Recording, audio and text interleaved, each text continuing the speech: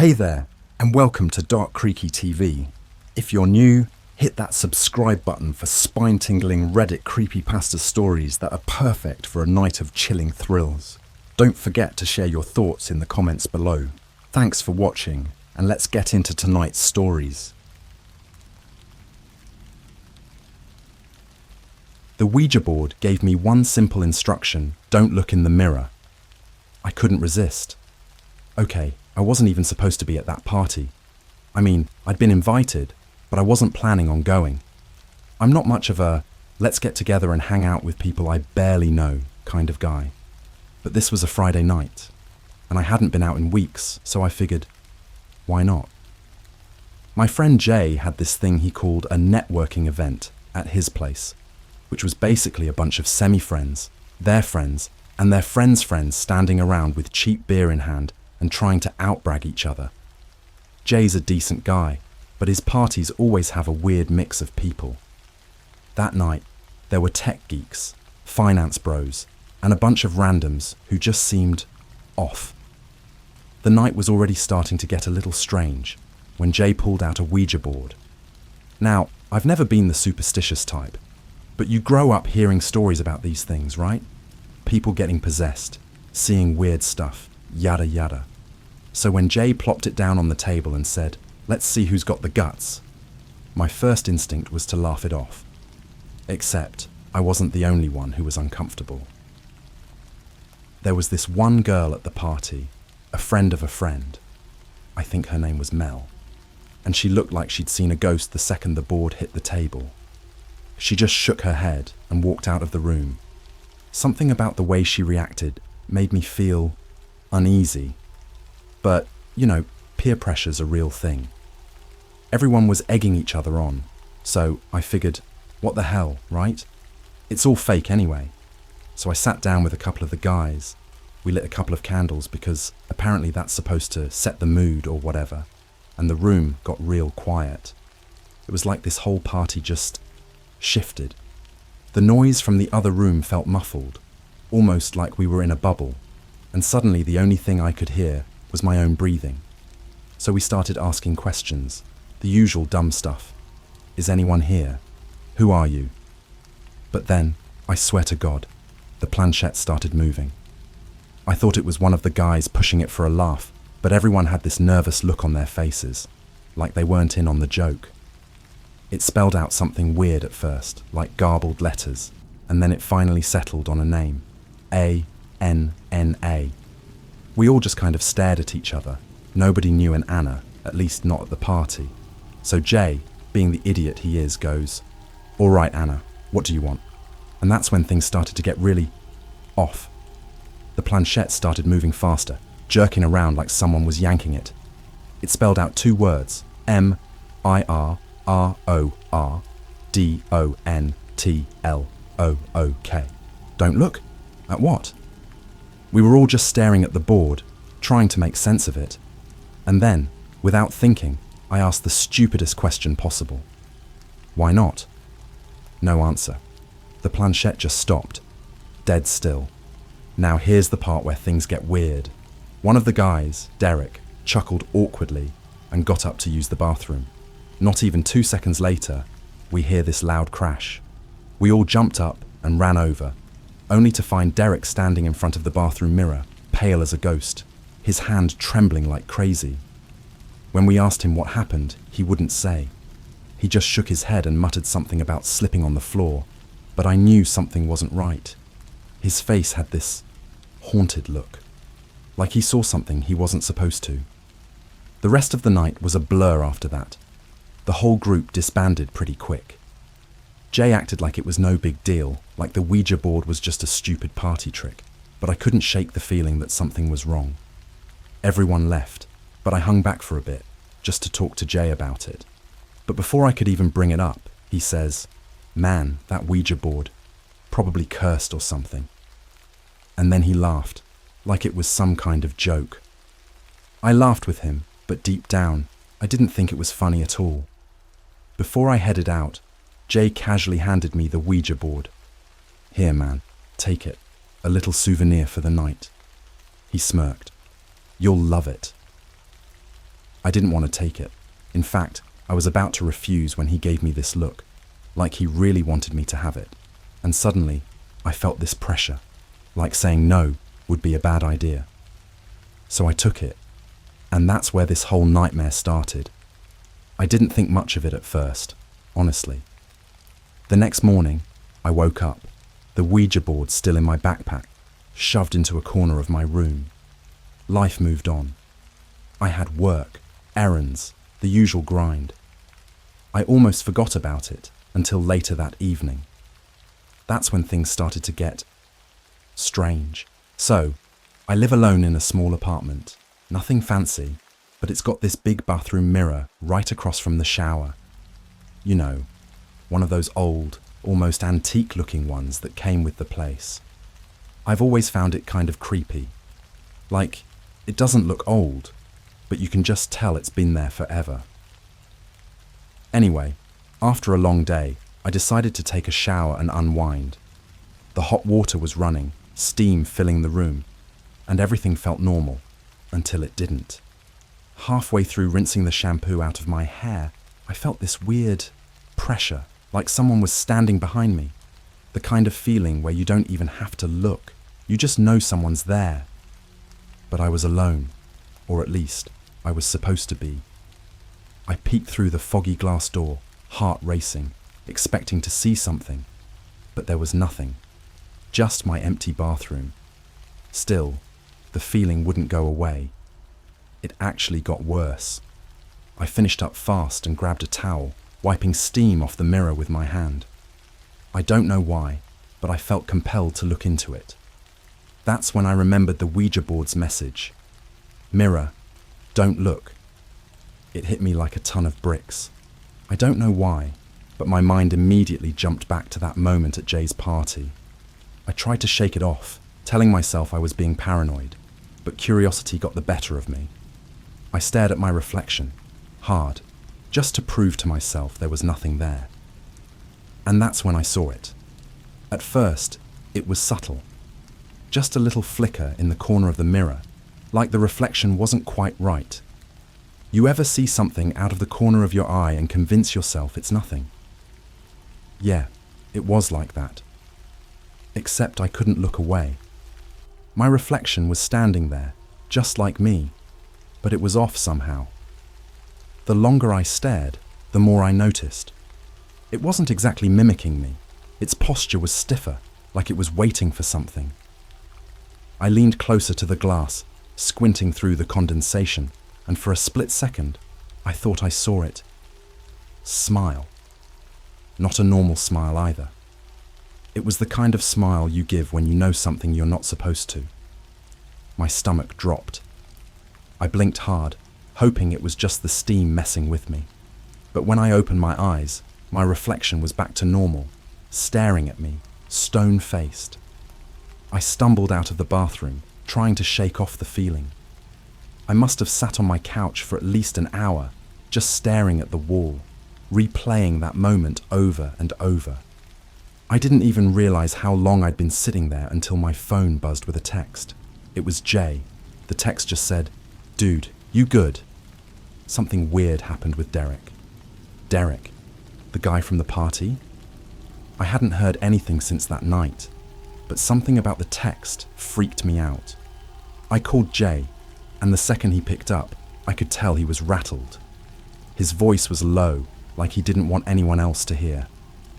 "Man, Derek's in the hospital," he said.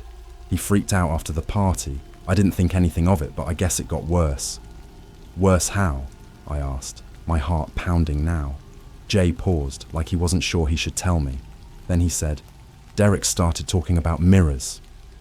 Said he couldn't stop seeing something in them, like something was watching him." I froze.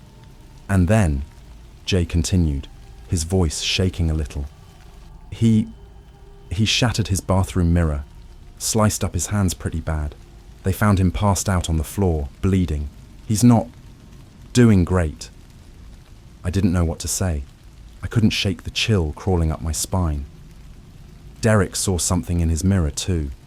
I wanted to tell Jay about what had just happened in my bathroom, but the words wouldn't come out. Instead, I just mumbled something about checking on Derek later, hung up, and sat there, staring blankly at the darkened TV screen. That's when I heard the softest tap behind me. My apartment was dead silent, but I swear I heard it. Just a faint little tap, like someone knocking gently on glass. I whipped my head around, heart in my throat, and saw nothing. Just my empty apartment. But the noise came from my bathroom, I was sure of it. I forced myself to stand, legs shaky, and walked toward the bathroom door. It was still slightly ajar, a sliver of dim light spilling out into the hallway.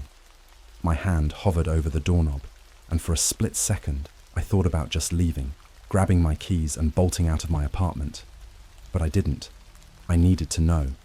So I pushed the door open, holding my breath. The bathroom was quiet. Too quiet. And there in the mirror was my reflection, looking back at me like it always had. But something was wrong. I could feel it. That pressure in the air, like before. I could have sworn my reflection was waiting for me to do something. And then I saw it, barely noticeable at first, but there. A little smudge on the glass, right where my reflection's hand would be. It wasn't condensation from the shower either.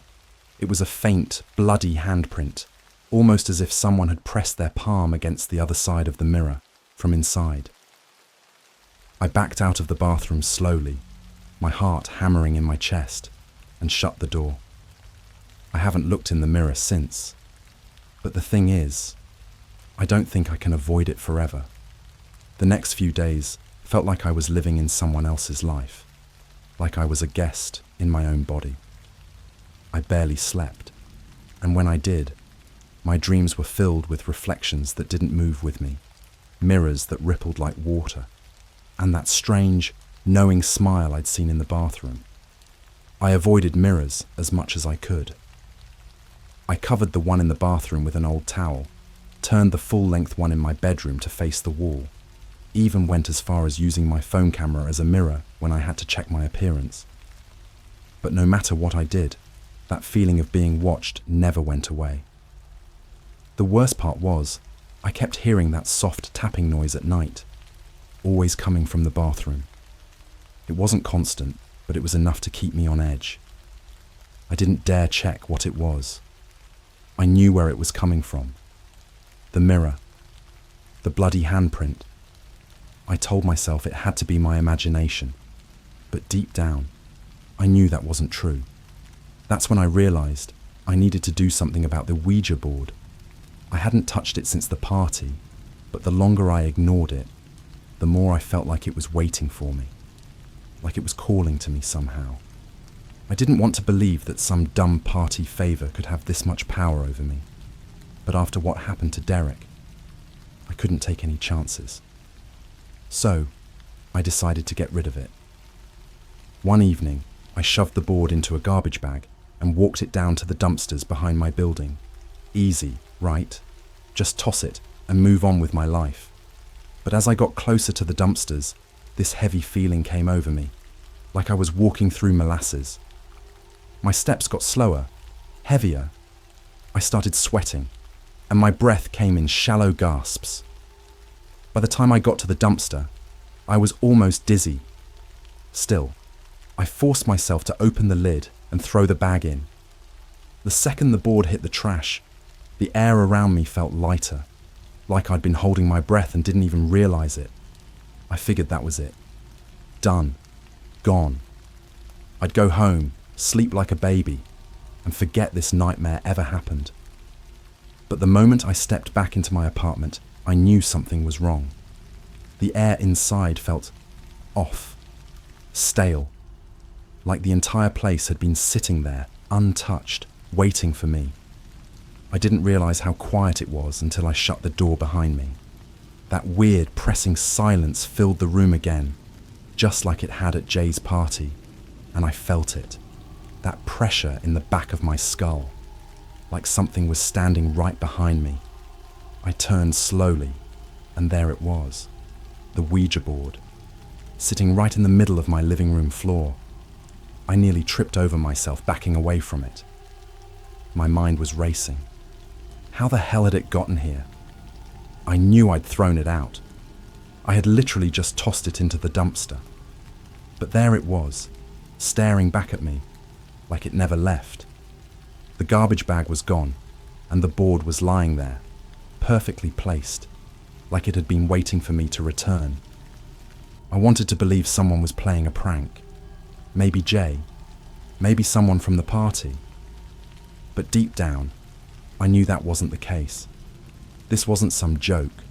This was something else, something worse. And then I heard it again, the tapping. Except this time, it wasn't coming from the bathroom. It was louder, closer. I followed the sound, my skin crawling with every step, and it led me straight to the mirror in my bedroom. I had turned it to face the wall, remember? But now, it was back in place, standing tall, reflecting the darkened room. My own pale face stared back at me, but I didn't want to get too close. I just stood there, frozen, watching the surface of the mirror ripple slightly, almost like someone was breathing behind it. I couldn't do it. I couldn't look too long. I grabbed an old sheet, threw it over the mirror, and backed out of the room. I didn't care what was happening anymore. I just wanted out. But the board, it wouldn't let me leave. I tried tossing it again. This time, I drove out to a dumpster across town and threw it in. I didn't even look back. I figured the further away, the better. But as soon as I got home, there it was, waiting for me again, right in the middle of my living room. I felt this knot of dread in my stomach, like no matter what I did, I couldn't get rid of it. And the mirrors, they were worse. Even with the sheets covering them, I could feel whatever was on the other side, watching, waiting for me to make a mistake. I was barely holding it together at this point. I called Jay, desperate for some kind of explanation, and when he picked up, I could tell he'd been avoiding me. His voice was shaky, more serious than I'd ever heard it. Dude, I didn't want to freak you out, but something happened after that party, after you left. My throat went dry. What do you mean? It's the Ouija board, man, he said. I found out more about it. It's not some regular board. My cousin got it from some online auction on the dark web. He thought it was a joke, but there's something seriously wrong with it. After the party, I started seeing things too. I thought it was just my imagination. But then Derek... I felt the room spinning around me. Why didn't you say anything sooner? I thought it was nothing. Jay sounded panicked now. I didn't know it would... Follow you. Follow me. My stomach dropped. The board, Jay continued. Once you use it, once it gives you a message, it doesn't leave you alone. It's like it marks you. And the mirror thing, it's part of it. Whatever's in the mirror, it's tied to the board. If it told you not to look, don't look. Seriously, man, just don't look. I was too stunned to respond. Jay kept talking, but I barely heard him. My eyes were locked on the Ouija board, sitting on the floor, mocking me with its silence. I could feel it now. Whatever was watching me from the mirrors was connected to it. And no matter how hard I tried, I couldn't get rid of it. I didn't sleep that night. Every time I closed my eyes, I could hear the tapping. Faint, rhythmic, growing louder. I could feel eyes on me, waiting for me to slip, waiting for me to look. And then, just before dawn, I heard the most horrifying sound yet. A soft whisper, coming from behind the sheet-covered mirror in my bedroom. It was faint, but unmistakable. Look. At me.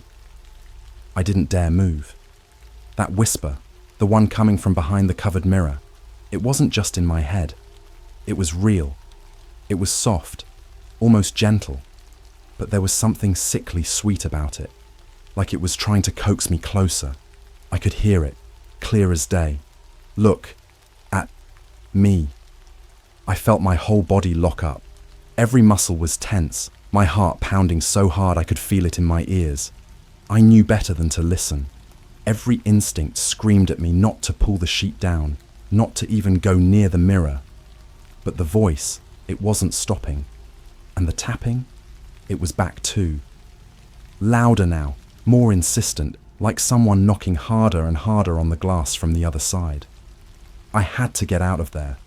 I grabbed my keys, not even bothering to grab a jacket, and ran out of my apartment like my life depended on it. My legs felt shaky, but I didn't stop until I was out of the building, gulping in the cool night air. My head was spinning, my skin crawling with this suffocating feeling like I'd just barely escaped something awful. But where was I supposed to go? I ended up driving to Jay's place. I didn't care that it was late. I wasn't going back to my apartment, not alone. When I showed up at his door, I must have looked like a mess because he let me in without saying a word. I sat down on his couch, my hands shaking, my mind still racing with the memory of that whisper. Jay handed me a beer, and we sat there in silence for a few minutes before I finally spoke. "It talked to me," I said, my voice barely above a whisper. Jay gave me this uneasy look. "What do you mean it talked to you?"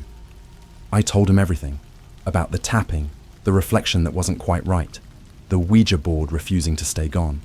But when I got to the part about the whisper, I could see Jay's face go pale.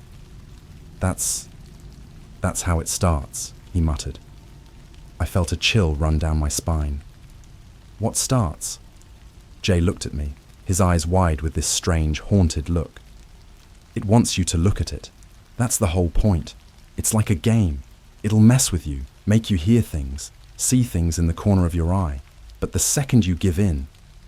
He trailed off, leaving the sentence unfinished, but I knew what he meant. I couldn't stay at Jay's place forever. After a couple of hours, I drove back home. It was almost dawn by the time I got back, and my apartment felt even colder and emptier than before. I stood outside my door for a long time, just staring at it, dreading what I'd find inside. But I couldn't avoid it forever. I had to go in. When I finally stepped inside, everything was quiet. Too quiet. The kind of silence that feels heavy, like the whole place is holding its breath. I looked around, half expecting to see the Ouija board back in the middle of the room, but it wasn't there. For a split second, I thought maybe it was over. Maybe whatever had been tormenting me had stopped. But then, as I walked past the bathroom, something caught my eye. The sheet I had thrown over the mirror in my bedroom, it had slipped off. I could see the edge of the mirror poking out, the glass exposed. And that's when I noticed it. My reflection wasn't quite right. I wasn't even close to the mirror, but from where I was standing, I could see just enough of it to know something was wrong. My reflection was blurry, like a smudge on a photograph. I blinked, rubbed my eyes, but it didn't change. The image was off, distorted, like something was moving behind the glass. Against every ounce of my better judgment, I stepped closer. I didn't want to look, but I couldn't help it. The more I stared, the more I could see the shape of something behind my reflection. A shadow, maybe. It was faint, but there was definitely something there, moving ever so slightly. I took another step closer, and that's when the whisper returned. "Look at me." It was louder this time, more urgent, like it was inside the room with me. I froze. I could see my reflection's lips moving in the mirror, even though I wasn't saying anything. My heart was pounding so hard it hurt, and I felt this overwhelming urge to cover the mirror again, to block it out, but I couldn't move. My feet were rooted to the floor. Then the whisper changed. This time it wasn't soft. It was angry, low, almost a growl. "Look at me!" The voice was coming from my reflection. Its face wasn't mine anymore. The eyes were hollow, the smile stretched too wide, and the shadow behind it was pressing closer to the glass, like it was trying to push through. I stumbled back, knocking over a lamp in the process. I didn't care. I ran into the hallway, slamming the door to my bedroom shut, my hands trembling as I fumbled for my phone. I didn't know who to call, what to say, who would even believe me. But then, as I stood there, panting, heart racing, the tapping started again, This time, it wasn't coming from the mirror in the bedroom. It was coming from the bathroom. I stood there, frozen, as the soft, rhythmic tap, tap, tap echoed from behind the closed bathroom door. I had covered that mirror too, I knew I had. But the sound, it was unmistakable. Something was in there, knocking, waiting for me to come closer. And then, from the other side of the bathroom door, I heard the whisper again, almost playful this time. "Come on, just one look." I backed away, nearly tripping over myself as I grabbed my jacket and bolted for the front door. I didn't care where I went. I just knew I couldn't stay in that apartment. I could feel it getting closer, feel that thing behind the mirrors pushing its way into my world. Whatever it wasn't going to stop until I looked. It was trying to break through, and I was its target. I haven't been back to my apartment since that night. I've been crashing at a friend's place, avoiding mirrors at all costs. I don't know what's going to happen next, but I can feel it. It's not done with me yet. Every time I pass by a reflective surface, even something as simple as a car window or a puddle on the street, I can feel that thing's eyes on me, waiting, watching. I don't know how much longer I can hold out. The urge to look, to see what's really there, it's getting stronger, and I don't think I can resist it forever. I knew it was only a matter of time before I gave in. No matter how far I ran, how many mirrors I avoided, that thing was always there, waiting, just beyond the surface. And the worst part, it was getting bolder. The whispers didn't just come at night anymore. I'd hear them in the most random places, at work, on the bus, even walking down the street. Every shiny surface, every passing window, every reflection, it was like it was pushing through, calling to me. That same taunting voice, sometimes soft, sometimes angry, but always the same message. Just one look. I did everything I could to avoid reflective surfaces, but you don't realize how many mirrors are around you until you're trying not to look at them. It became impossible to escape. My phone? I stopped using it unless absolutely necessary. Bathroom breaks? I avoided them as long as I could, terrified that I'd accidentally catch a glimpse of something lurking in the mirror. It was exhausting, and eventually, I just couldn't take it anymore. It all came to a head one night, when I was staying at a motel on the outskirts of town. I'd been hopping from place to place, trying to stay ahead of whatever was following me, but I could feel it creeping closer, the pressure building. The whispers were louder that night, more insistent. The tapping had started again, even though I had covered every single reflective surface in that tiny room. And then, just as I was about to lie down and try to sleep, I noticed something, the mirror in the bathroom. I had covered it earlier, or at least I thought I had, but there it was, uncovered, standing tall and bare in the dim light. My reflection stared back at me, distorted by the cracked edges of the cheap motel mirror. I couldn't move. The air around me felt thick, suffocating. I wanted to look away, but my eyes were locked on that reflection, drawn to it like a moth to a flame. There was something wrong with it, just like before. It was me, but not me. The reflection's lips twitched, curling into that awful, twisted smile I'd seen before. The shadow behind it, barely visible at first, started to take shape. Dark, shifting, and hungry. And then, I heard it again. Look. At me. This time, it wasn't just a whisper, it was a command. Deep. Inescapable. I took a step closer, every instinct in my body screaming at me to stop, but I couldn't. I was pulled toward it, like something was guiding me, pushing me to see what was hiding just beyond the surface. The reflection's eyes, my eyes, darkened, like the pupils were dilating until they were nothing but black voids. The shadow behind it loomed larger, pressing up against the glass, warping the reflection further. Its hand reached out, pressing against the mirror from the other side. For a moment, I saw something in that darkness. A face, twisted and inhuman, pushing against the glass, its eyes gleaming with malevolent hunger. It wasn't just a reflection, it was something real, something alive, and it was trying to get out. I took another step, my breath shallow, my pulse pounding in my ears. The mirror rippled, almost like it was made of water, and I could see that hand, its hand, pressing harder, as if it was about to break through. And then, I did the one thing I promised myself I wouldn't do. I looked. The second my eyes locked with the reflections, the room went cold. Ice cold. My skin prickled, and I felt this overwhelming sense of wrongness, like I had just opened a door I was never meant to open. The reflection's smile grew wider, unnatural, stretching far beyond the limits of a human face. Finally, the voice whispered, this time not from the mirror, but from behind me. I spun around, heart hammering, but there was nothing there, just empty space. But I could feel it, the presence, the weight of something else in the room with me. My reflection, however, wasn't following my movements anymore. It was staring straight ahead, locked on me, even as I moved. That smile never left its face. And then, the mirror cracked. A jagged line split across the glass, and for a moment, I thought it was over. But the crack didn't stop there. It spread, spider-webbing out until the entire mirror was a fractured mess. And behind the cracks, I saw it. The shadow. No longer just a vague shape. It was real, pressing against the glass, fighting to break free. The tapping grew louder, more frantic, like fists pounding against a door. The reflection, it wasn't me anymore. It was something else entirely.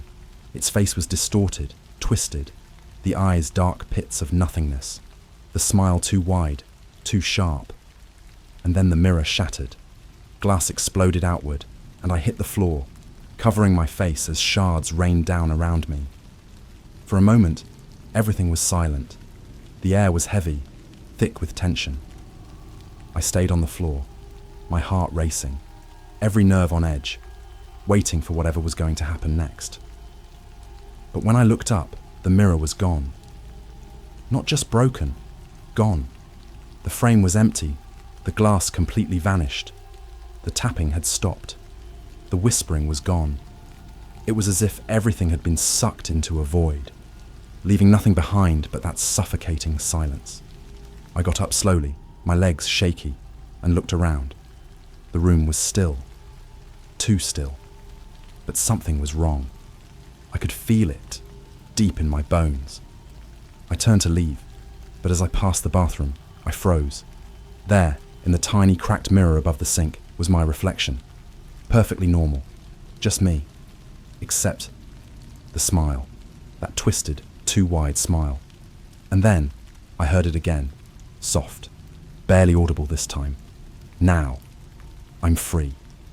I bolted out of that motel room, my pulse pounding, my mind reeling. I don't know what I unleashed, what came out of that mirror, but it's out there now. And no matter how far I run, how hard I try to avoid it, I can still feel it. Watching, waiting. And sometimes, just sometimes, when I catch my reflection in a window or a puddle, I see it. That smile. The one that isn't mine. I don't think I'll ever be free from it. I played the Ouija board with my little sister. It said she was already dead. I guess I should start off by saying that I'm not the kind of person who believes in ghosts, demons, or any of that supernatural stuff.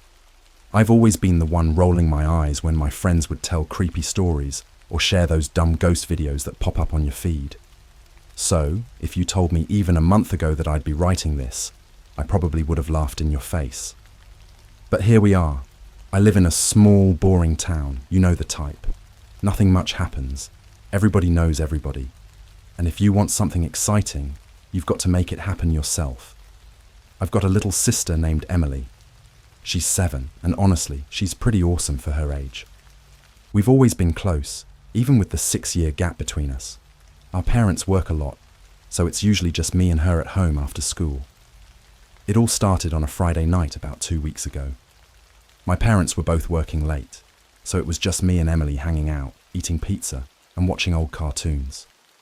At some point, Emily looked up at me with those big brown eyes of hers and asked, "Hey, do you want to play a game?" Sure, I shrugged, thinking she wanted to do some board game or something like that. But instead, she ran to her room and came back with this old, dusty Ouija board. I don't even know where she got it. "Where'd you get that thing?" I asked, laughing a little, but honestly kind of surprised. She grinned, looking way too excited. "I found it in the attic last weekend. Can we try it? Please?" Now, I'm not sure how to explain it, but something about that board made me uneasy right away. Maybe it was the way it looked, like it had been up there for decades, with the letters on it slightly faded and the planchette scratched up. Or maybe it was the way Emily was looking at me, almost too eager to play. But, like I said, I don't believe in that stuff. I figured it'd just be a fun way to kill some time and maybe freak her out a little for a laugh. "All right, fine. But if we're doing this, you gotta promise not to get scared and cry to Mum about it later," I teased, poking her arm. Emily just smiled. "I won't. I'm not scared of ghosts." We set it up on the living room floor, turning off the lights except for the lamp by the couch. The soft yellow glow of the room made the shadows look extra weird, stretching long across the walls. Emily sat cross-legged across from me, her little hands resting lightly on the planchette. I put my fingers on it too, giving her a quick wink. "Okay, let's do this," I said, in my best cheesy horror movie voice. "Is anyone here with us?" At first, nothing happened. The planchette didn't move. We waited for what felt like forever, the room completely silent, except for the faint hum of the fridge in the kitchen. I almost started laughing, ready to call it quits when I felt it. The planchette moved. Not a lot, just a tiny shift to the right, like someone nudged it with their finger. "Are you moving it?" I asked, narrowing my eyes at Emily. "No," she whispered, her eyes wide and fixed on the board. She looked freaked out, but she wasn't pulling her hands away. I didn't believe her at first, so I pressed a little harder, thinking maybe she was just messing around. "Come on, you've got to be moving it." "I'm not," she said, sounding more serious. "I swear." We sat there for a second, both staring at the planchette. And then it started moving again. Slowly, deliberately. It slid across the board, gliding over letters one by one. F-E-E-L. "Feel?" I said out loud, confused. Before I could even ask another question, it started moving again. This time, it spelled something else. C-O-L-D. Cold. I glanced at Emily, expecting her to burst out laughing, but her face was pale. "Did you feel that?" she whispered. I was about to say no, but then I did. The room had suddenly dropped a few degrees, like the heater had just cut off or something. I could see Emily shivering slightly, pulling her knees closer to her chest. My heart started racing, but I forced a smile. "All right, this is getting kind of creepy," I said, trying to play it off. "Maybe we should stop." But before I could take my hands off the planchette, Emily spoke up, her voice soft and scared. "I don't think we should stop yet." I froze. "Why?" Her eyes were glued to the board. "Because it's still moving." And sure enough, it was. The planchette started sliding again, this time much faster. My pulse quickened as the letters formed a new word. S-Ch-E. "Who's she?" I asked, my voice a little shaky now. But it didn't stop. It kept moving. I-S. Already, the hairs on the back of my neck were standing up, and every instinct I had was screaming to let go of the board. But I didn't. Neither did Emily. D-E-A. D. She is dead. I stared at the board, the words hanging in the air like smoke, thick and suffocating. My mouth went dry, and for a moment, I didn't even know what to say. I looked up at Emily, but she wasn't looking at me anymore. She was staring straight ahead, her eyes unfocused, almost like she was in some kind of trance. "Emily," I whispered, my voice barely audible. But she didn't respond.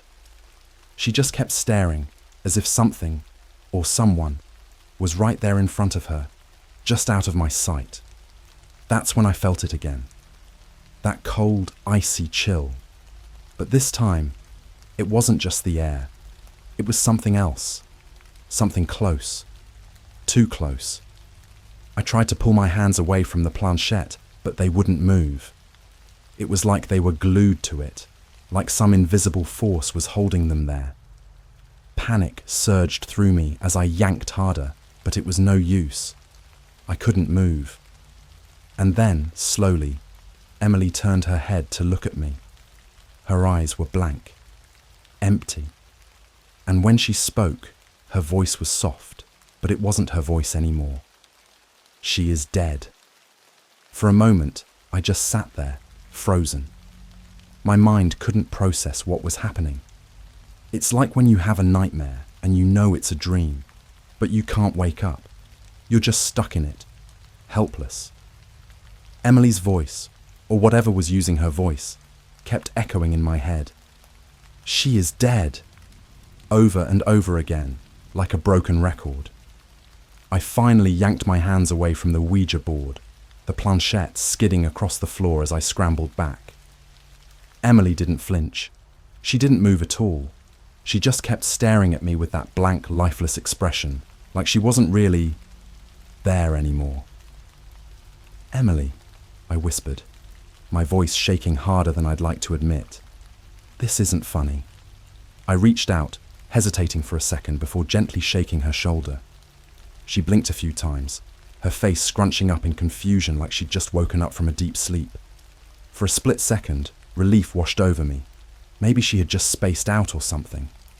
But then she said in the tiniest, most scared voice, "Why is it so cold?" I didn't know what to tell her. The temperature had dropped even more, and I was shivering too. The whole room felt wrong, like something was off balance, like the world had tilted slightly, and I was just starting to notice.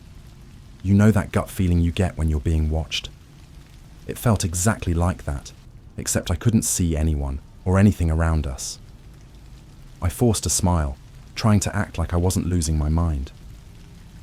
I don't know. Maybe the heater kicked off. Let's just put the board away, okay?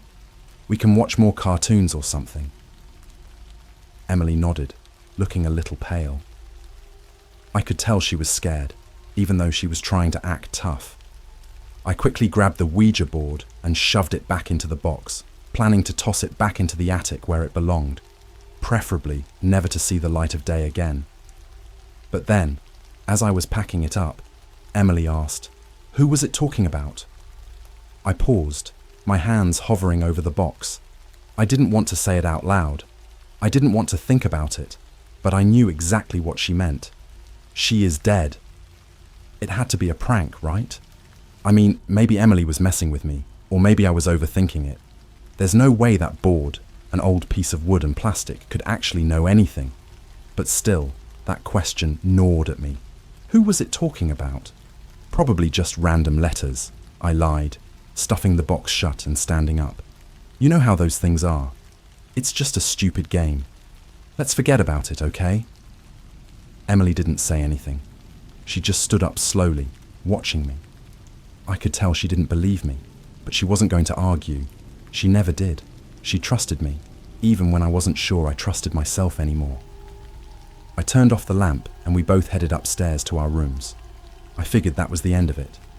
We'd put the game away, and I'd probably laugh about this whole thing tomorrow. But as I lay in bed that night, staring at the ceiling, I couldn't shake the feeling that something was still off. It wasn't just the cold or the weird message, or even the way Emily had zoned out. It was something deeper, like a tension in the air that didn't belong, something I couldn't explain. Around 2 a.m., I was still wide awake, tossing and turning, trying to convince myself it was just my imagination. But then, I heard it. A creak. The floorboards outside my room. At first, I thought it was just Emily going to the bathroom or something, but the sound didn't stop. It kept going, slow and deliberate, moving past my door and toward her room. I held my breath, listening closely. The house was old, and it wasn't unusual for it to make weird noises at night, but this was different. It wasn't random creaks and groans. It sounded like footsteps. I slipped out of bed as quietly as I could and opened my door, peeking into the hallway. It was dark, but I could see the outline of Emily's door down the hall, slightly ajar. A soft light glowed from inside, like she'd left a lamp on. "Emily," I whispered, stepping into the hallway. My voice barely carried through the silence. No answer. I crept toward her room, my heart pounding in my chest. The cold air brushed against my skin again, sharper this time, like something was pushing it toward me. When I reached her door, I hesitated. Something told me not to open it, not to look inside, but I couldn't just stand there doing nothing. I gently pushed the door open, and the light from her bedside lamp spilled into the hall. She wasn't in bed. I stepped inside, scanning the room. Her blanket was crumpled up at the foot of the bed, and her pillows were scattered, like she'd left in a hurry. "Emily!" I called again, louder this time, trying not to sound freaked out. I turned toward the closet, half expecting her to pop out and scare me. But when I reached for the closet door, a voice came from behind me. "I'm right here." I spun around, my heart leaping into my throat. Emily was standing in the doorway, her expression blank, her eyes wide, but somehow distant. "You scared the crap out of me," I said, letting out a nervous laugh. "What are you doing?" But she didn't answer. She just stood there, staring at me with that same blank look she'd had earlier. "What?" I asked, my voice cracking a little. Then she smiled. But it wasn't her usual smile. It was too wide. Too wrong. "I'm cold," she whispered. I felt that icy chill again, stronger this time, pressing in around me like invisible hands gripping my arms. My skin prickled with goosebumps, and a sinking feeling settled deep in my gut. Something wasn't right. "Emily, come on, you're freaking me out," I said, my voice shaky now. I took a step toward her, but she didn't move. She just kept smiling, her eyes fixed on mine. Then, in a voice that wasn't quite hers, she whispered, "I'm not Emily." I froze. Before I could say anything, the light in her room flickered once, twice, and then went out. Everything plunged into darkness. When the light flickered out, I didn't move. I couldn't. The darkness was so thick, so immediate, it swallowed everything. I could barely make out the outline of the door behind Emily, or whatever was standing there. My breathing had gotten shallow, each breath feeling too loud in the oppressive silence. I kept waiting for my eyes to adjust, for something, anything, to make sense. But all I could hear was that voice, repeating in my head. "I'm not Emily." The chill in the room was unbearable now. I wanted to tell myself it was just the broken heater, that everything had a perfectly logical explanation, but that voice, that wrong voice, kept echoing, and deep down, I knew there was no explanation for this. I swallowed, my throat dry, and reached out blindly into the dark. "Emily." No answer. Nothing but the quiet hum of silence. I was on the edge of panic now, and all I could think about was getting out of that room. My hand fumbled along the wall, searching for the door frame. I had to find her, had to make sure she was okay. She had to be okay, right? The moment my fingers brushed the cold wood of the door frame, I heard the sound again. A low, almost inaudible creak, like someone shifting their weight just a few feet away. I jerked my hand back, heart pounding. I wanted to call out again, but something stopped me. I didn't want to hear that voice again. Didn't want to hear whatever that thing was speak in my sister's voice. Not again. Then I heard a soft shuffle, barely there, like feet dragging across the floor. It came from behind me, near the corner of the room. I spun around, every instinct screaming at me to run, but my feet stayed rooted to the floor. The darkness was so complete, it was like I was blind. I couldn't see anything, but I could feel it. That presence. It was still there, watching. "Emily," I whispered, my voice shaking. Please. That's when I heard the whisper. It wasn't from the corner of the room, or even near the door. It was right behind me. I said, "I'm not Emily." I felt hot breath on the back of my neck, and before I could even scream, something icy cold grabbed my wrist. My whole body jerked as I felt its fingers, long, too long, clamp around my arm with a strength that didn't make sense. I ripped myself free and bolted out of the room, slamming the door behind me.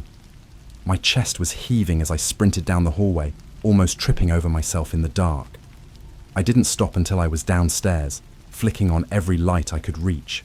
The living room, the kitchen, even the hallway lights, all blinding, artificial brightness. The coldness still clung to me though, like it had followed me downstairs. I stood there for a second, catching my breath and listening. The house was completely silent. No footsteps, no voices, just that eerie stillness. My mind was racing, trying to figure out what had just happened. That thing, whatever that thing was, couldn't be my sister. I'd heard its voice, felt its grip on my wrist. But where was Emily? I had to find her. Grabbing my phone off the kitchen counter, I dialed my mum. It rang once, twice. No answer. I tried my dad. Same thing. I cursed under my breath. They were probably still at work, busy, not checking their phones. Typical. I tried to convince myself that I was overreacting, that maybe Emily had just snuck off somewhere, hiding as part of some weird prank. But I knew that wasn't it. I couldn't explain it.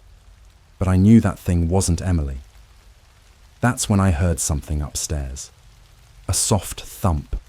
I froze, every muscle in my body tensing. It came again, louder this time. A deliberate thud, like something or someone was moving around. But it didn't sound like walking. It sounded heavier, like dragging. And then, just as quickly as it had started, it stopped. I stood there, heart racing, listening to the silence again, hoping, praying I wouldn't hear anything else. Maybe it was just my mind playing tricks on me. But then a voice echoed through the quiet. "Help me." It was Emily's voice. This time it sounded like her. The fear, the tremble. But after what had just happened, I couldn't trust it. My stomach turned as I debated what to do. I didn't want to go back upstairs. I didn't want to face whatever was up there. But if there was even the slightest chance that my sister was really in danger, I couldn't just leave her. "Help me, please," the voice called again, softer this time. I grabbed a flashlight from the kitchen drawer, my hands shaking so badly I almost dropped it. I forced myself to take a deep breath and headed back toward the stairs. Every step felt heavier than the last, like my legs were fighting me, trying to keep me from going any further. But I pushed through, shining the flashlight ahead as I reached the top. The hallway was empty. I moved slowly, my heart thudding in my chest as I walked toward Emily's room again. The door was still shut, just as I'd left it. My hand hovered over the handle, that same voice in my head telling me not to open it. But I had to. I turned the handle, the door creaking open. Emily's room was empty. The bed was still a mess, the lamp on the floor where I'd dropped it, but there was no sign of her. I scanned the room with the flashlight, the beam flickering slightly as I moved it from one corner to the next. Nothing. I stepped inside, my foot barely making a sound on the soft carpet. The closet door was still closed, the same as before. My gut twisted. I didn't want to open it. I didn't even want to be in that room. But I couldn't just leave without knowing. I reached for the closet, my fingers trembling as I gripped the handle. The door swung open easily, revealing a dark, empty space. No clothes, no shoes, nothing. But then, out of the corner of my eye, I saw it. A shadow moved in the mirror. I whipped around, my heart slamming in my chest, but there was nothing there. The room was still empty, but that didn't make sense. I'd seen it. Something had moved. Something was in here with me. I glanced back at the mirror, my reflection barely visible in the dim light from the hallway. But then, I saw something else. In the corner of the mirror, just behind me, was a small figure. Emily. She was standing there, her face pale, her eyes wide with fear. Her mouth was moving, but no sound was coming out. I spun around, expecting to see her standing right behind me, but the room was empty. Completely empty. I turned back to the mirror, but this time, her reflection was gone. The door to her room slammed shut behind me. The slam of the door behind me sent a shockwave through my body. I spun around so fast I nearly tripped over my own feet, flashlight clutched tightly in my shaking hand. The room was still empty, but I was locked in. The air in there felt suffocating, like it had thickened with something I couldn't see, pressing down on me from all sides. The mirror loomed on the wall across from me. I couldn't bring myself to look directly into it, not again. My brain kept telling me to just run to the door, yank it open, and get out, but my legs refused to cooperate. The image of Emily's reflection was burned into my mind, and it felt like I was staring into the space where she had just stood, even though I knew she wasn't physically there. But something was. I took a shaky step toward the door, heart pounding in my ears. That's when I heard it again, a voice. Not coming from the hallway this time. No, this one was different.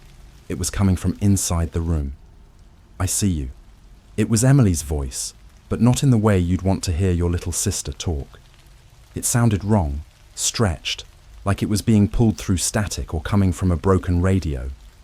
I whipped around, pointing the flashlight at the mirror again, the beam trembling as I aimed it at my own reflection. There I was, pale, scared, barely holding it together. And then, just to the right of me, something moved. I snapped the flashlight toward it, but there was nothing. The empty room stared back at me, mocking me. But I knew I hadn't imagined it. I'd felt it. "Please," I whispered, gripping the flashlight so tight my knuckles turned white. "Where are you?" The mirror shifted. No, not the mirror itself, but what was in it.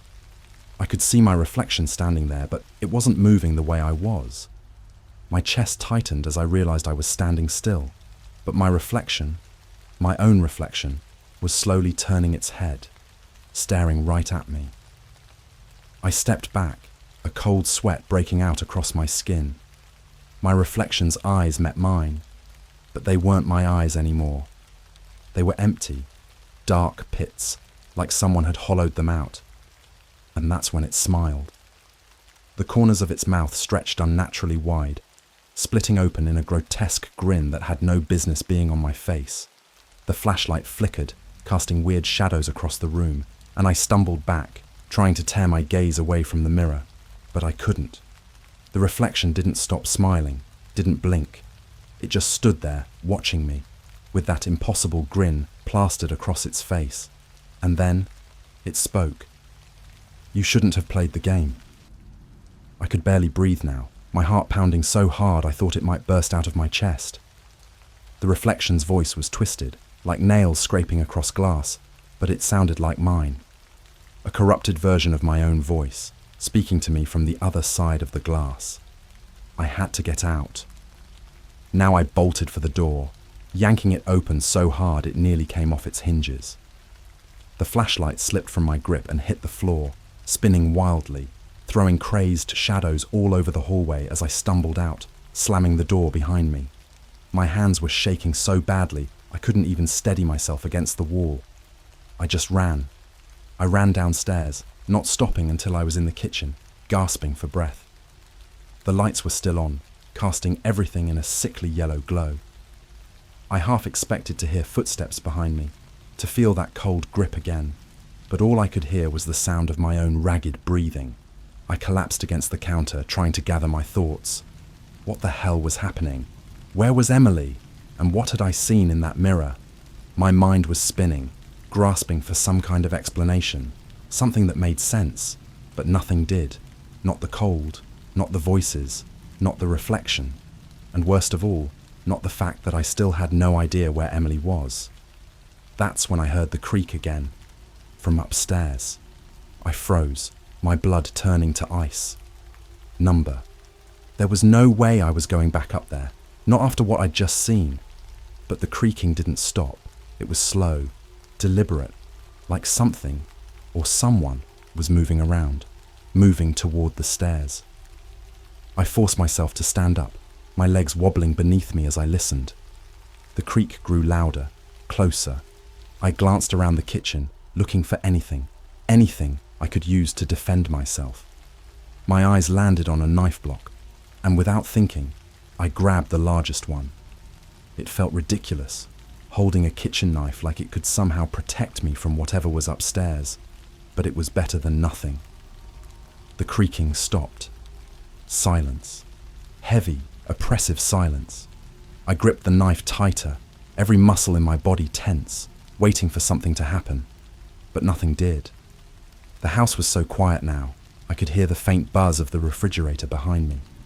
Then I heard a giggle, a soft, high-pitched giggle. Emily's giggle. I nearly dropped the knife.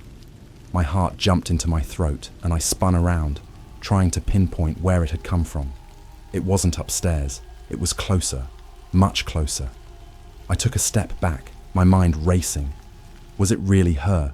Was she hiding somewhere? Playing a game? Emily? I called out, my voice barely above a whisper. The giggle came again, but this time it was lower, almost like it was coming from beneath me. I glanced down at the floor, my heart hammering in my chest. It didn't make sense, but that's when I noticed something strange. The basement door, just off the kitchen, was slightly open. I hadn't opened it. I swallowed hard, every instinct in my body screaming for me to just run, to get out of the house. But that giggle, Emily's giggle, was coming from down there. If she was really down there, if she needed help, I couldn't leave her. Gripping the knife tightly, I moved toward the basement door. The stairs beyond it were steep, leading down into the darkness. My heart pounded louder with each step I took. I flicked the light switch on the wall, but the basement light didn't come on. Of course it didn't. I stood at the top of the stairs, staring down into the blackness, that same chill creeping over me again. The giggle echoed from below, so faint now, I could barely hear it. I took a deep breath, steeling myself, and then I stepped into the darkness. The basement stairs creaked under my weight, each step sounding louder than the last. The deeper I went, the more the air seemed to thicken, pressing in on me from all sides. The darkness was absolute, swallowing everything beyond the narrow beam of my phone's flashlight. My knuckles were white from gripping the kitchen knife, but in that pitch-black stairwell, it felt about as useful as a plastic toy. Emily's giggle echoed again, but this time it sounded warped, like it was being played through a broken speaker. It made the hairs on the back of my neck stand on end.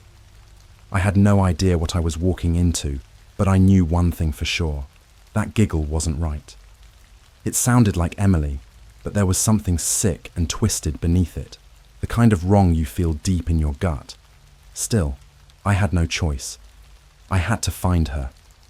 Reaching the bottom of the stairs, I shone my flashlight around the room. The basement looked normal enough. Boxes of old junk stacked in the corners, dusty shelves filled with tools and forgotten knickknacks. But the shadows were thick and heavy, like they were waiting for me. The flashlight's beam cut through the darkness, but only barely. "Emily!" I called again, my voice trembling. Silence. The kind of silence that feels too loud, like the world is holding its breath.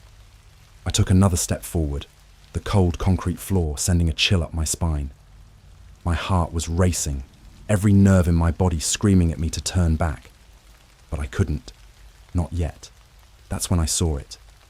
In the far corner of the room, just beyond the reach of the light, something was moving. Slowly. Subtly. I raised the flashlight, my hand shaking so badly the beam wobbled all over the place, casting strange, shifting shadows on the walls. At first, I couldn't make it out. Just a shape. Low to the ground, crawling almost. And then, as the light steadied, I saw her. It was Emily, or at least, it looked like her. She was crouched in the corner, her back to me, rocking back and forth. Her long brown hair hung over her face like a curtain, hiding her features. But I could hear her breathing, shallow, quick, like she was scared. I should have felt relief seeing her, but instead, a deep, icy dread sank into my stomach. Something wasn't right. Everything in me was screaming that this wasn't really her. But how could it not be? I saw her, sitting there, trembling. "Emily," I whispered, my voice barely audible. She stopped rocking, just froze mid-motion, as if she was waiting for something. My breath caught in my throat. The silence stretched on for what felt like forever, and then, slowly, painfully slowly, she began to turn her head toward me. "Help me," she whispered, but the voice was wrong. It was her voice, but broken, like it was coming from a place deep in her throat, where it shouldn't be. The beam of my flashlight landed on her face. I wish it hadn't. Her eyes were wide, far too wide, like they'd been stretched beyond what was humanly possible. And they weren't her eyes anymore. They were black, soulless pits, the kind you see in nightmares, the kind that swallow everything. Her skin was pale, almost grey, and her mouth was hanging open in that same grotesque grin I'd seen on the reflection upstairs. "Help me," she repeated, but now her mouth didn't move with the words. They just poured out of her, distorted, like a recording being played backward and forward at the same time. My body went cold, paralyzed by the sight of her. It was Emily, but it wasn't. I didn't know what the hell this thing was, but it wasn't my sister. Then she started crawling toward me. Her movements were jerky, unnatural, like her limbs were being pulled by strings. The grin never left her face, and the closer she got, the louder the whispering became. That same twisted voice. "Help me! Help me! Help me!" I stumbled backward, my mind screaming at me to run, but my feet barely moved. The knife slipped from my grip, clattering to the floor as I scrambled for the stairs. "Stay away!" I shouted, my voice cracking in terror. But she didn't stop. She just kept coming, faster now, her limbs bending and twisting in ways that shouldn't have been possible. Her hands, those small, innocent hands that I'd held so many times, were reaching for me, fingers twitching and curling like claws.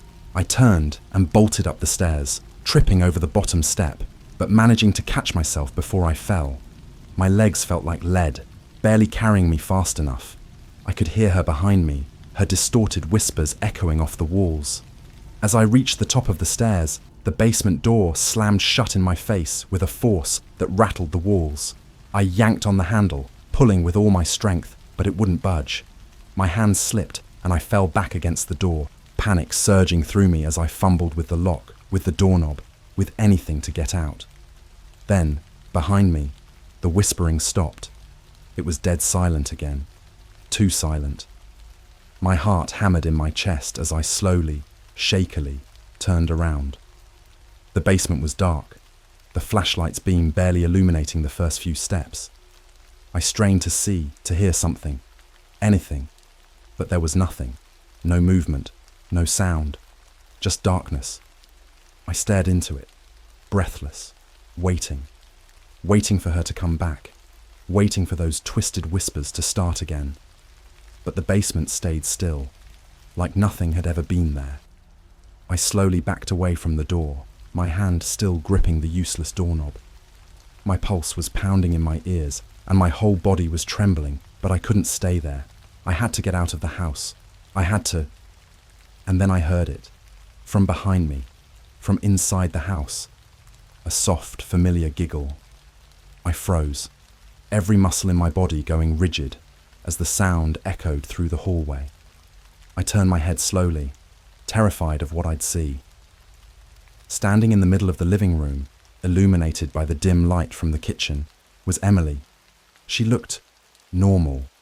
No wide black eyes, no twisted grin. She was just standing there, in her pajamas, holding her stuffed bunny, her head slightly tilted as she looked at me. "Where were you?" she asked, her voice soft and innocent. I couldn't speak. I couldn't move. I just stared at her, my mind racing. How could she be here?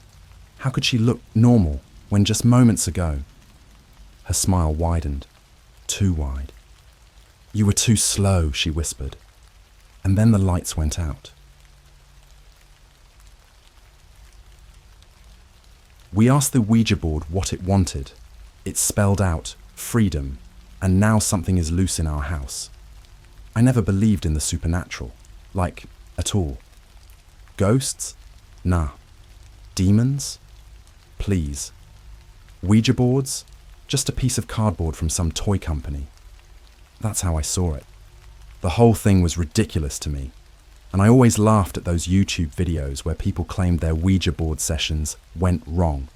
It all just felt so fake. But last Saturday night, my friends and I had nothing better to do. You know how it goes, that kind of lazy weekend where you're just hanging around with your buddies, trying to find some way to make the night interesting. It was me, Matt, who always tried to act like he was the rational one, Jamie, our resident skeptic who made it a point to debunk everything, and Chris, who honestly believed in this kind of stuff. And it was Chris who brought up the idea of using a Ouija board. He'd found one in the attic of his grandma's house while cleaning out some old boxes. It was old, way older than any store-bought version, and the wood had this weird, almost antique feel to it. Like you could tell it had some history behind it. I'll admit, it looked kinda cool. Jamie rolled his eyes immediately. "That thing's a scam," he said, but he was clearly curious. Chris, on the other hand, was all in. "Come on, let's see if we can freak ourselves out for once," he said with this huge grin on his face. Matt shrugged. "It's just a game, right? What's the worst that could happen?" I wasn't too excited about it, but it was either that or play another round of cards, and I was pretty much done with cards for the night, so I was like, screw it, let's do this.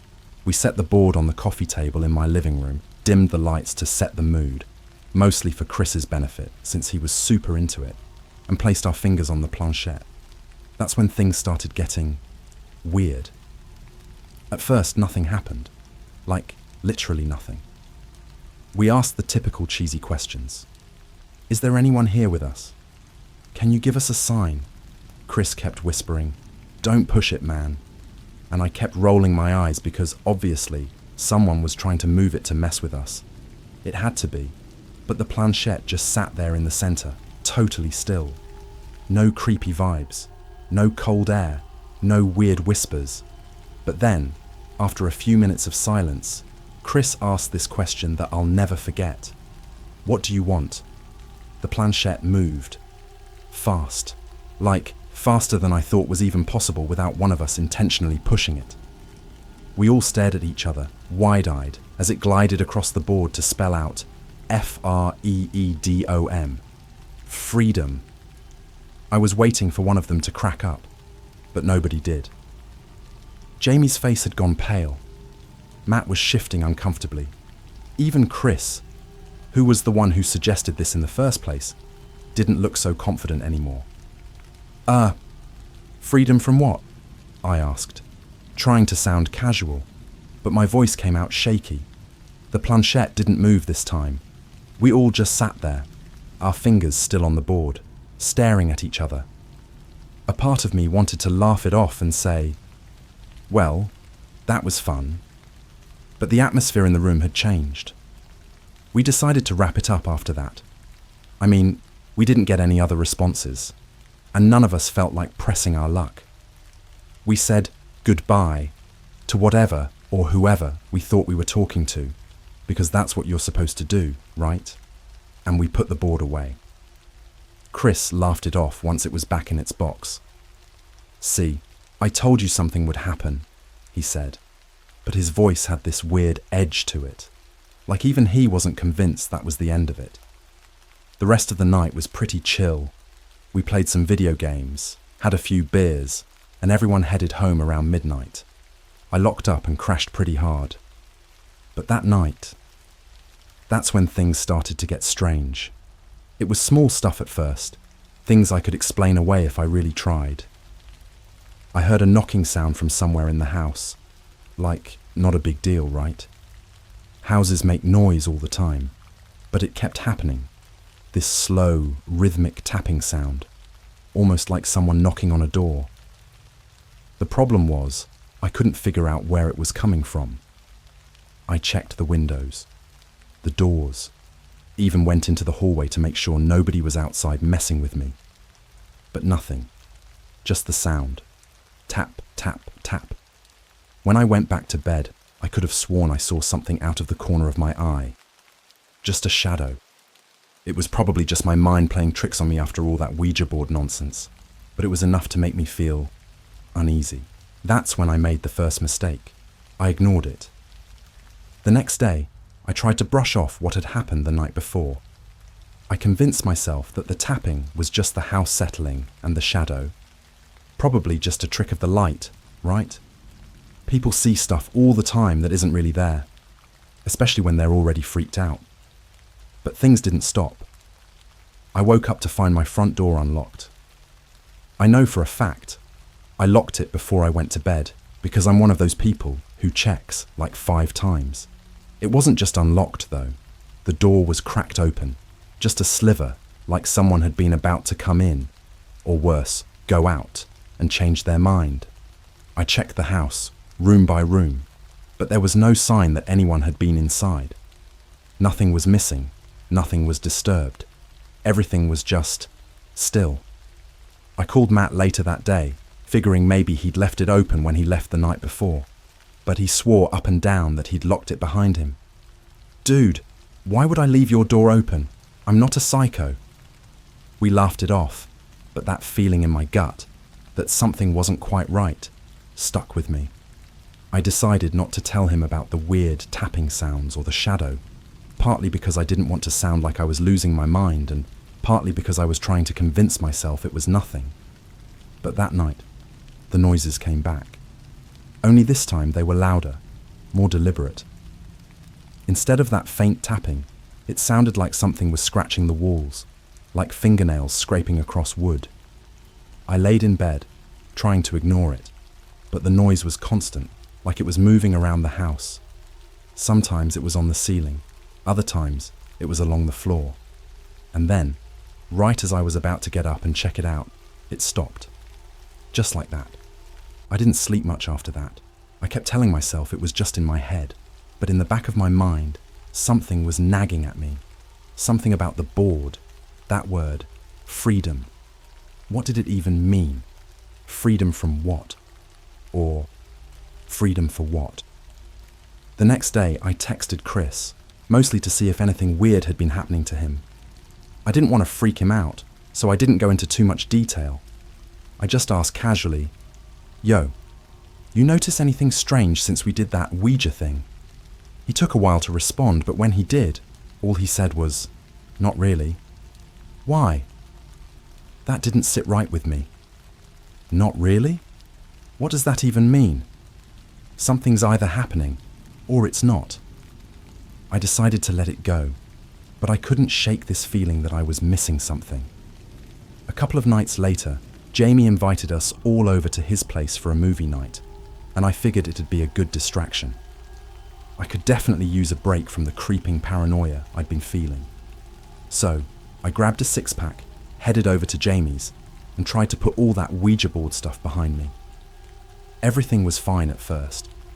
We watched some dumb action movie, made fun of the cheesy dialogue, and for the first time in days, I actually felt normal again.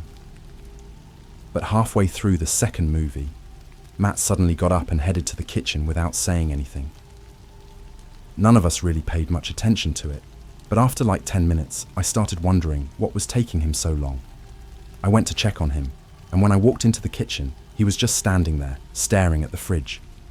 The door was wide open, and he hadn't moved. His back was to me, but something about the way he was standing, stiff, almost frozen, made me uneasy. Dude, you good?" I asked, half expecting him to turn around with some dumb joke. But he didn't.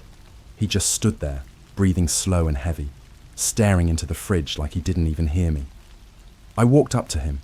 and when I put my hand on his shoulder, he jumped like he'd been shocked awake. I don't know what I was doing, he muttered, sounding genuinely freaked out. I just zoned out, I guess. Zoned out for 10 minutes, I asked, trying to make light of it. But I could tell by the look on his face that he was rattled. His eyes looked glazed over, like he hadn't been fully there until just now. We went back to the living room, but Matt didn't say much for the rest of the night. He just kept glancing around, like he was on edge. I figured maybe he was just tired, but I couldn't shake the feeling that something wasn't right. When the night ended and we were all heading out, Matt pulled me aside and asked, "You haven't felt weird lately, have you?" That was when it hit me. I wasn't the only one. I told him about the door, the tapping, the scratching sounds. His face got even paler than it already was. "Dude," he whispered. "Last night, my bedroom door opened by itself. I thought it was just the wind, but it didn't feel like the wind, you know? It was all adding up. The Ouija board. That stupid question we asked. Freedom. Whatever we'd talked to hadn't stayed with the board. It was here, in our lives, in our homes. I wanted to believe it was just some stupid prank we were playing on ourselves, but the more I thought about it, the more real it felt. Something had been let out, and whatever it was getting bolder. After that night at Jamie's, everything started to spiral. It wasn't just me, Matt, or Chris anymore. Jamie was starting to notice things too, even though he'd been the biggest skeptic from the start. It's like whatever we'd let out was slowly creeping into all of our lives. And the worst part? It was getting more aggressive. The small stuff, the tapping, the shadows, they weren't isolated incidents anymore. It was as if whatever was messing with us was pushing its limits, seeing how far it could go. A few days after Matt's zone out in the kitchen, I got a frantic call from him at around 2 a.m. Now I'm usually dead asleep by then, so when my phone started buzzing on my nightstand, I thought it was some kind of emergency. When I answered, Matt was whispering, like he didn't want anyone, or anything, to hear him. "Dude, I need you to come over right now." My first thought was that something had happened to him. A break-in, maybe. I was already grabbing my keys when I asked, "What's going on?" He hesitated, his voice shaking. "I think there's someone in my house." That was enough to get me out the door in less than 2 minutes. I didn't even bother to change out of my sweatpants. As I was driving over, I kept trying to call him, but he wasn't picking up anymore. The entire ride, my brain kept jumping between thoughts. What if someone was really in his house? What if it was one of those home invasion situations? But then I'd remember the weird stuff that had been happening. What if it wasn't someone? What if it was something? When I pulled up to Matt's place, the first thing I noticed was that his front door was wide open. Not just unlocked or cracked, but fully open, swinging in the breeze. It gave me this sinking feeling like I was about to walk into something way over my head. I walked in, calling his name, but the house was dead silent. It wasn't until I reached the living room that I found him. He was sitting on the couch, his knees pulled up to his chest, staring blankly at the wall. The TV was on, but the screen was just static, like an old-school TV when it lost its signal. "Matt," I said, stepping closer. No response. Just that same blank stare. I waved my hand in front of his face, but he didn't even blink. Finally, I shook him, and it was like he snapped back to reality. He jumped so hard that he almost fell off the couch. His eyes were wild, darting around like he didn't know where he was. "What happened?" I asked. "You said someone was in the house?"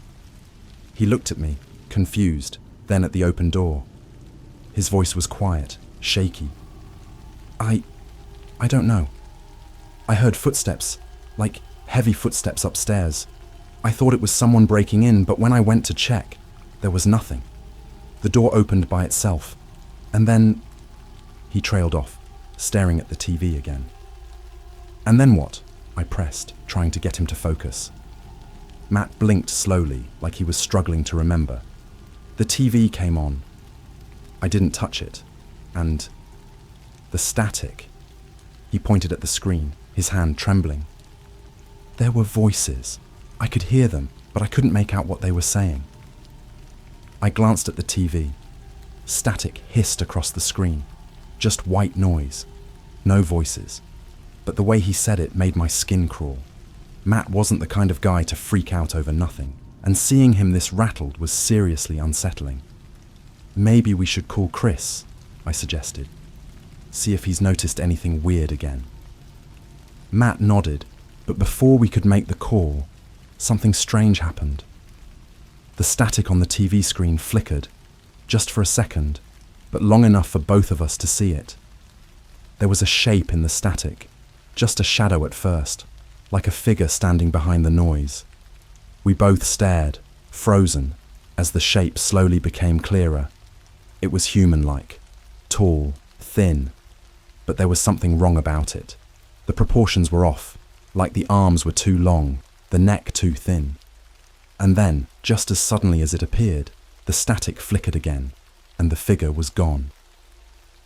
Neither of us said anything for a while. We just sat there, staring at the TV, waiting for it to come back. But it didn't. The static was just static again. That's when Matt turned to me, his voice barely above a whisper. I think we let something out. We both knew it, but hearing him say it out loud made it real. And that's when it hit me. This wasn't just some random haunting or coincidence. This thing, whatever it was attached to us. It wasn't bound to Matt's house, or my house, or even Chris's grandma's house where we found the Ouija board. It was with us. We called Chris that night, and he came over pretty quick. When we told him about the static figure, he didn't look surprised. Instead, he said, "It's been happening to me too. I didn't want to say anything because I thought I was just freaking myself out, but..." He explained that, over the past few days, things had been moving around his house. Small stuff at first, keys going missing, cabinets opening on their own. But then, 2 nights ago, he'd woken up to the sound of his closet door creaking open. When he went to check, the door was wide open, and something inside the closet had moved. "The Ouija board," I said, and both Matt and Chris nodded. It had to be connected to that. That night we used it. We hadn't just messed around with a harmless toy. We'd opened a door, and whatever we'd talked to, whatever we'd given freedom, was making its way into our lives. We spent the rest of that night in Matt's living room, trying to come up with a plan. We thought maybe burning the board would help, or at least closing the door we'd opened. But the board was still at Chris's grandma's house, and none of us were too eager to go back there. Just before sunrise, we agreed on one thing. We couldn't keep ignoring this. If we didn't figure out a way to stop whatever we'd released, it was only going to get worse. And I had this horrible sinking feeling that we were running out of time. That night, before I went to bed, I heard the tapping again. But this time, it wasn't random. It was coming from inside my closet. I didn't sleep that night. I couldn't. The tapping from inside my closet was relentless, slow, deliberate. Like someone was knocking just softly enough to keep me from fully losing my mind, but loud enough to make sure I knew something was there. I stayed under the covers, gripping my phone, hoping to God that it would just stop. But it didn't. Not until the sun started creeping through my blinds. When morning came, I did what I always do. I tried to convince myself it was nothing. Maybe it was a pipe in the wall. Maybe I was half asleep and imagined it, but deep down I knew none of those explanations made sense, not anymore. I spent most of that day avoiding my room.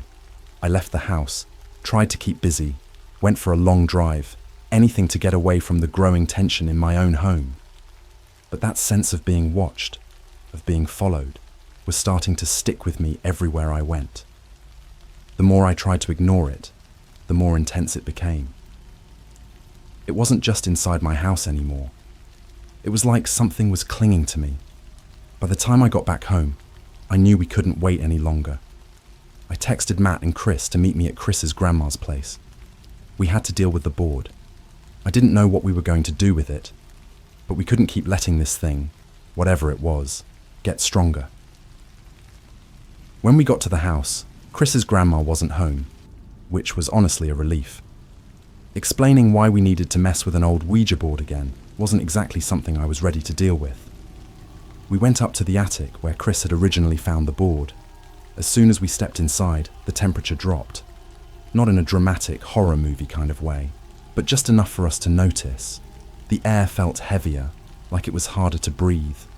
We found the board where Chris had left it, shoved into the corner of the attic, covered with a blanket. None of us wanted to be the first to touch it. Just standing there, looking at it, we could feel the weight of our mistake. "I don't think burning it's going to help," Chris muttered, his voice barely above a whisper. "What if we just make it mad?" Matt glanced at him, visibly unsettled. "Do you think it's already mad?" We all knew the answer. Whatever we'd released, it wasn't friendly. It wasn't some lost spirit looking for peace. It was something darker, something hungry, and it was only getting bolder. "Maybe we can close it," I suggested, not really sure what I meant. "Like, close the connection or whatever. If it came through the board, maybe there's a way to send it back." Chris looked doubtful, but none of us had any better ideas.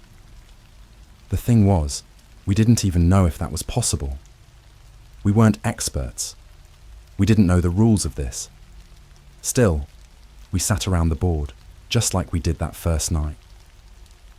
The planchette felt heavier in my hand this time, like it was resisting. We all placed our fingers on it, glancing at each other nervously. Matt swallowed hard and asked the question we were all thinking. "What do you want?" At first, nothing happened. The room was silent, the air thick with tension. We all sat there, waiting. And then, slowly, the planchette started to move. Freedom. The same word, again. Freedom. I tried to keep my voice steady as I asked, "Freedom from what?" The planchette paused, then jerked violently, sliding across the board faster than it ever had before. It spelled out one word, SEAL. We all stared at it, confused. "Seal?" Chris whispered. "What the hell does that mean?" But before any of us could figure it out, the temperature in the attic dropped even further. I could see my breath now, like we were suddenly standing in a freezer. And then, out of nowhere, we heard it. A low, guttural growl. It wasn't coming from the board. It was coming from the corner of the attic, where the shadows seemed darker, thicker, like they were pressing in on us. We all turned at the same time, and that's when we saw it. At first, it looked like just a shadow, a formless black mass in the corner. But then it started to take shape. Long, thin limbs, impossibly stretched, like it was pulling itself out of the darkness. Its head tilted at an unnatural angle, and even though I couldn't make out any features, I knew it was watching us. None of us moved. We were frozen, fingers still on the planchette, watching as this thing slowly rose out of the shadows.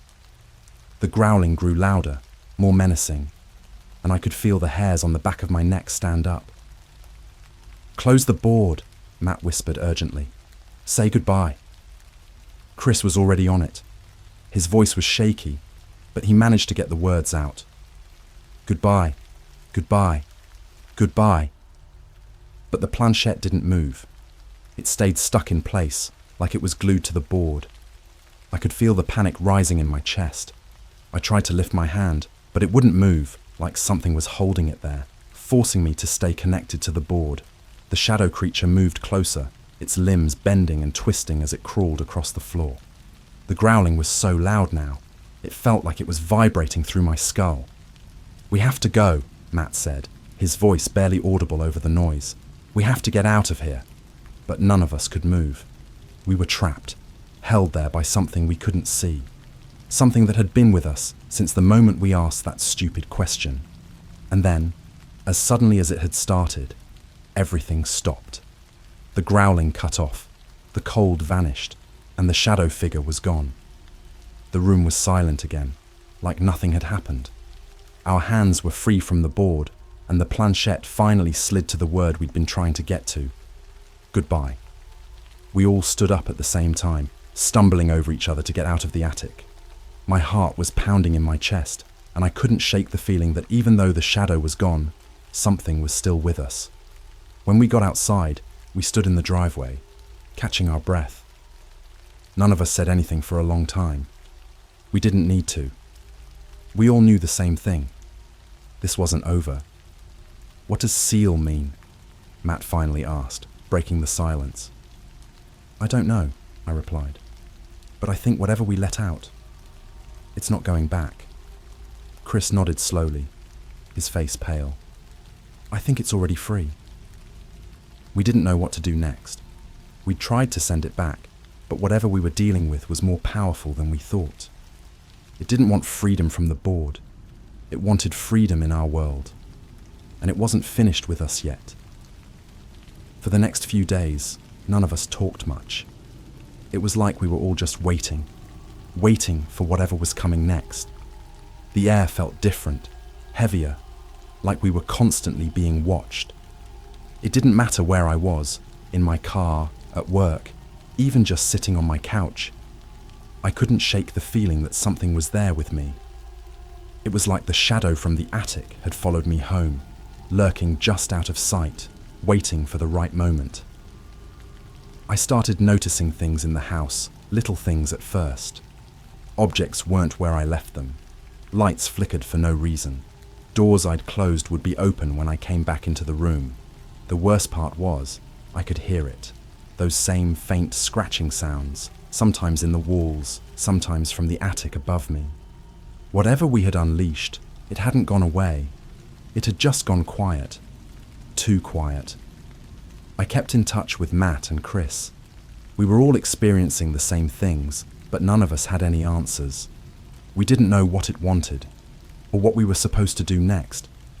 But it didn't take long for things to escalate. It started with Chris. One night, just after midnight, I got a call from him. His voice was shaking, like he was barely holding it together. "It's in my house," he whispered, barely loud enough to hear. "I can see it." My stomach dropped. "What do you mean you can see it? What is it?" He didn't answer at first. All I could hear was his breathing, shallow and panicked. Then, after what felt like forever, he said, "The shadow. It's in my room, just standing there, watching." I could feel the fear in his voice, and it sent a chill down my spine.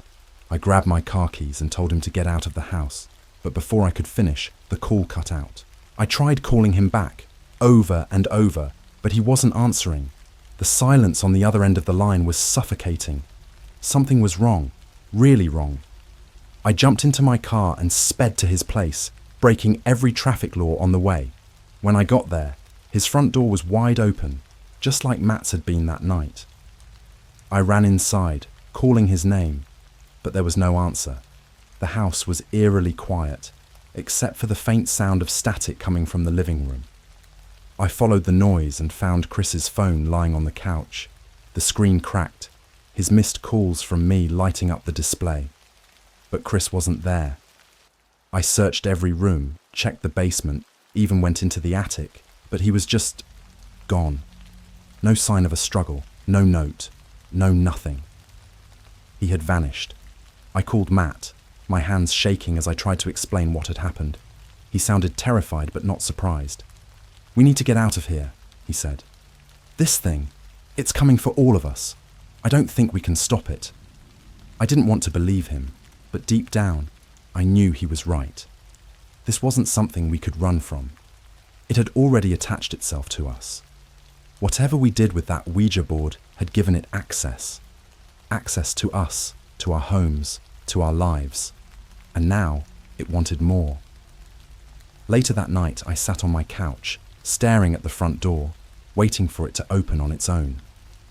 The air in the room felt thick, almost oppressive, like something was pressing down on me. Every little creak of the house made my heart race, and every shadow felt like it was shifting, moving in ways it shouldn't. That's when I heard it. At first I thought it was the wind, but it was too deliberate. It was the tapping. The same tapping I'd heard in my closet, except now it was coming from the hallway outside my bedroom. Slow, steady, like something was making its way toward me. I stood up, backing away from the hallway, when suddenly all the lights in the house flickered and went out. Total darkness. The only sound was that tapping, getting louder, closer. I grabbed my phone, using its weak flashlight to guide me, but the moment I turned it on, the tapping stopped. For a few agonizing seconds, there was nothing but silence. Then, from behind me, I heard it. A low growl, just like the one in Chris's attic. I didn't turn around. I couldn't. My body locked up, frozen in place, every hair on my neck standing on end. I could feel something there, standing just behind me, waiting. I could feel its presence, cold and heavy, like a weight pressing down on me. I didn't move until I heard my phone buzz with a text. My hands were shaking so bad I could barely unlock the screen. But when I did, I saw a message from Matt. All it said was, "It wants one of us." Before I could even process what that meant, the growl behind me faded and the pressure lifted. The lights flickered back on, and just like that, the house was still again. No tapping, no growling, no shadow, but the message was clear. The next day, I went to Matt's place. We sat in his kitchen, trying to make sense of everything. Chris was still missing, and it was only a matter of time before one of us would be next. We had no plan, no way to fight this thing. Matt looked at me, his face pale and drawn. "We can't let it take us," he said. "We have to finish this." "How?" I asked. "What do we do? We can't even see it most of the time." Matt's eyes darkened. "It's not about seeing it. It's about who it's going to take next. We have to figure out what it wants, why it keeps saying freedom." That word echoed in my head. Freedom. It didn't make sense. We'd given it freedom when we opened the door with the board. What more could it possibly want? That's when Matt pulled out his phone and showed me something I'd completely forgotten about: the Ouija board rules. One of the first things we learned was that when you open a door, you have to close it properly. And looking at the board that night, we hadn't. We had said goodbye, but the planchette had moved to freedom, not goodbye. The door wasn't closed. Matt and I knew what we had to do, but by the time we got back to Chris's grandma's attic, the board was gone, completely vanished, like it had never been there. And as we stood in the empty room, that same shadow, long, thin, with arms that were just a little too long, appeared again, watching us from the corner. Except this time, I knew. It wasn't going anywhere. The board might have been gone, but it didn't matter. We'd let something out, and now it was here for good. It had won, and we were never alone again.